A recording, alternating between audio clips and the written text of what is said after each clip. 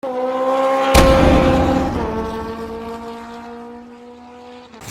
we're going to look at this car. This is one of the newer Toyota Rav4s, a 2019. Previously I owned a 1996 Toyota Rav4 that was 4 doors and 5-speed, and I did a comparison video to this one. And I also owned the 2002 Toyota Rav4. All of these cars are excellent. This one, of course, is much more modern, much more aggressive styling, and I want to show you around this car. Styling wise, this Toyota Rav4 is really aggressive, and I think when I first saw this I was a little surprised with its aggressive looks, but it is growing on me. And the interesting thing as well is that this Toyota Rav4, this is the base, and it costs about $25,000, and you get a lot for your money with $25,000. They also made it wider and longer than the first generation Rav4s. This is a typical Toyota. It's very simple. If you worked on Japanese cars, then you've worked on most of these. The Toyotas, though, are extremely reliable. I think they're more reliable than Hondas by far. Especially if you get an automatic Toyota, they seem to really hold up. I've never had any issues with any Toyotas I've owned when it came to motors and transmissions. The first generation Rav4 seemed cartoony in comparison. And then, of course, the 2002s were, I think, still the cutest and better looking of the Rav4s. You know, it's got a very long hood.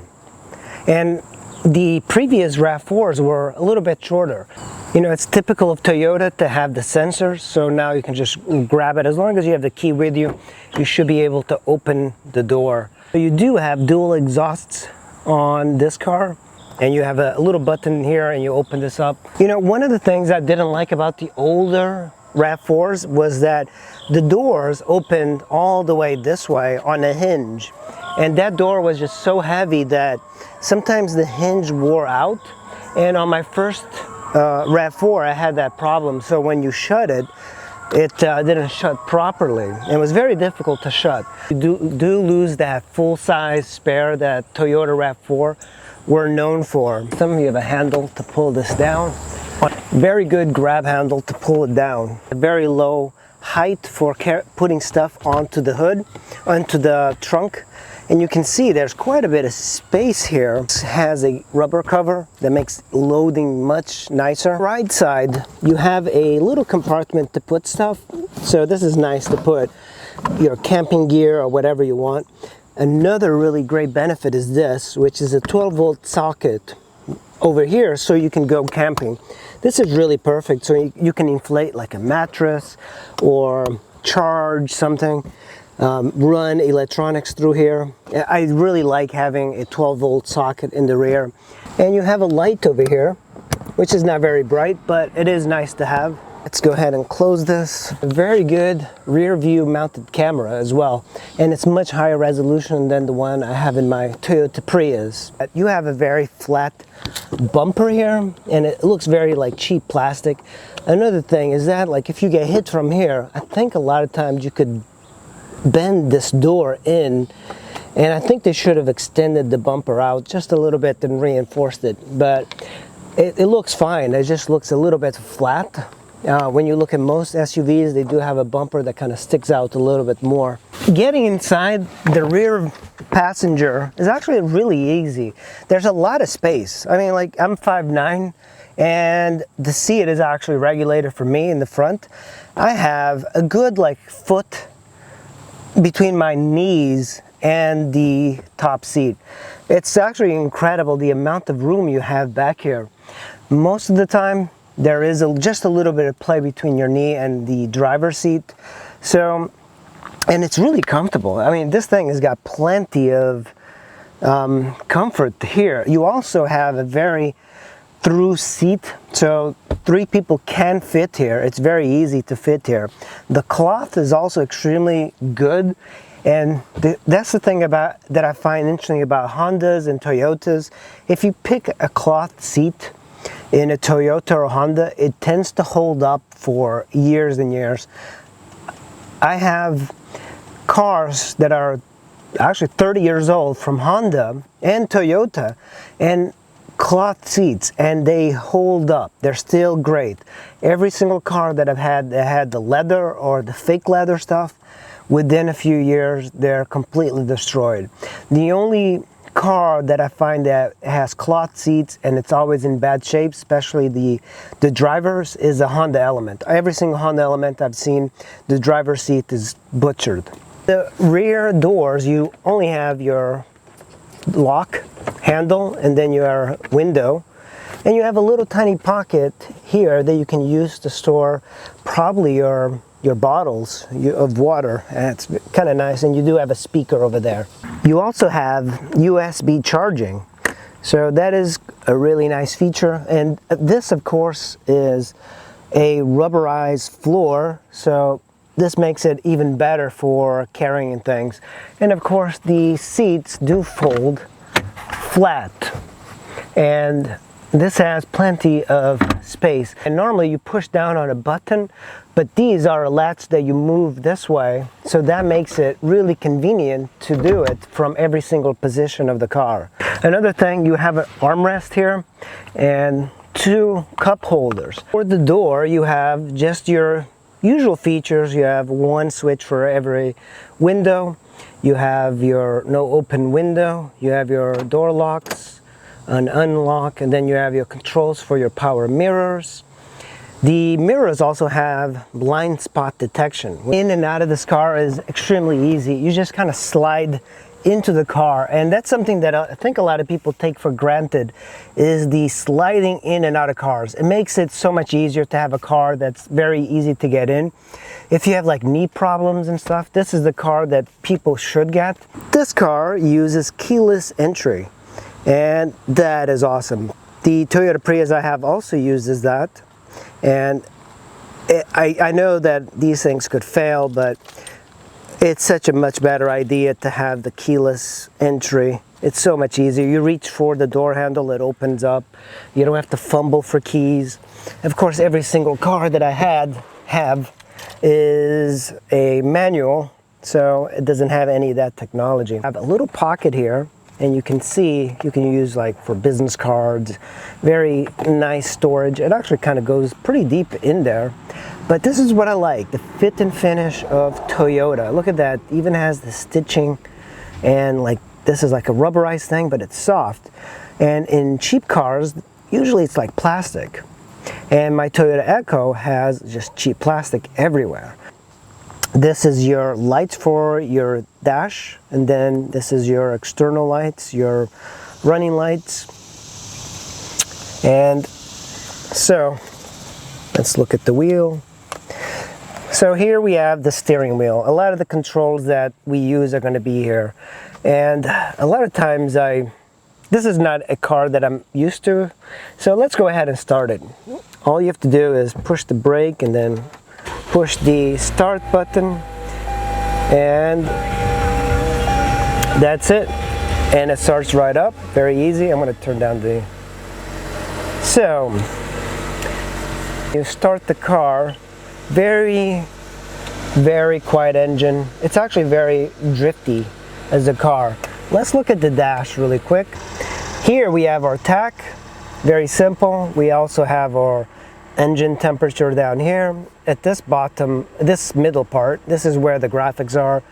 You can see we have 2 doors open. It's on eco mode, but you can switch it on this right here. So I can switch it from normal, sport, snow, mud, and rock. So when I switch it, pay attention to that. So it's on eco, normal, sport. It's just a snow. You got the snowflakes, mud, rock, and dirt. But we'll put it on normal for now. And as you can see, it's only got 11,000 miles. That's just incredible. And then over here you have your speedometer, which is in miles per hour. And then you have the little kilometers. Fuel gauge, it's nice and high, but very nice. Like the way Toyota designs things is incredible. And that's lane keep assist. So that's really quite amazing. And this is your cruise control options. Let's look at the center console here. So we have our home, we have our menu, menu, you can connect your phone. The touchscreen is actually pretty quick. I don't have a phone connected, but I think it uses CarPlay and all the stuff that usually you would get in a car like this. Air conditioning, I like that they gave you these big rubberized dials, and you can sync your passenger to the driver, so that's nice. And then you have where you want it. So echo is kind of cool, it keeps you from burning more gas. You have your traction control off here. You can tell some of the status of what's going on. Passenger airbag off. There's a button that's missing here. I think it's from the more expensive RAV4s. And here you have a 12-volt socket. You have more USB charging here. And then a nice place here to put your phone. And of course, over here you have your transmission selector. And of course, you can use up and down for shifting. This is your parking brake. You don't really have to do much with this. It does it by itself, so now it's on park. Here's your mode selection. You have a coin slot here, or cup holders. And then you have another space here. And with Corona, we're collecting a lot of masks these days. And then, of course, you have more USB charging. I mean, people definitely went overboard with the USB chargers. A flat place so you can put stuff. You know, you don't need a glove box. That makes it even handier. And you have a glove box that usually stores your manuals. Here you have your glass holder, and then you have your light. What is this? Oh, both lights, dome lights. This is your sunroof opener. There we go, look at that. Then safety connect, so that's your if you ever get in trouble and you're drowning in your car, you're stuck in your car while drowning, that's what you use. The little thing that kind of pops out to block even more. I like that a lot. And they even gave you one for the passenger. Look at that. That's really nice of them. And you even have a light over there. Such a clever design here by Toyota. So I was wondering, how do you turn on this light? This vanity light. But when you turn on the mirror, look at that. And when you close it, that is incredible. I mean, that is very thoughtful engineering by Toyota. Just incredible. And this one, same thing. It only pops up when you open the mirror. That's incredible. Let's take it for a spin and see how she drives. You ready to go, Sophie? Yeah, you are. Let's go for a drive. I have lane keep assist, and if I don't use the signals and I even like cross over into another lane, it actually beeps. So if I have my hands off, it actually reads and it corrects me. Another really nice thing about this car is that you have really large truck-like mirrors. I love that. Radar cruise control, and then you have this, and there's 3 levels. So I can turn off the adjusters. You can see like it goes down 1 bar, 2. So that's the proximity of the car in front of you. The RAV4 is also extremely quiet. And even with the amount of technology you get, it's a really safe car. I really think this is probably one of the better cars you can get if you have a family, especially if you want a new car. You can put your hands off and it actually kind of like steers it for you. It's not a full automatic mode, but it's incredibly efficient and safe. Much better having this sort of system than not.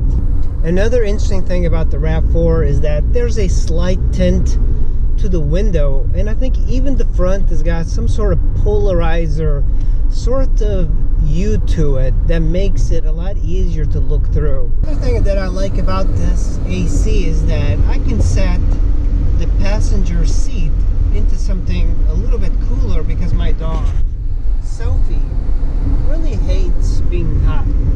She always complains and she goes and hides somewhere that's a little bit cooler in the car. Just to let you guys know, I am averaging 37.4 miles to the gallon, and that's quite good on such a large large car like this. I'm very surprised. Guys, that is the Toyota RAV4. I'm not used to this sort of fanciness, but it's quite an incredible car.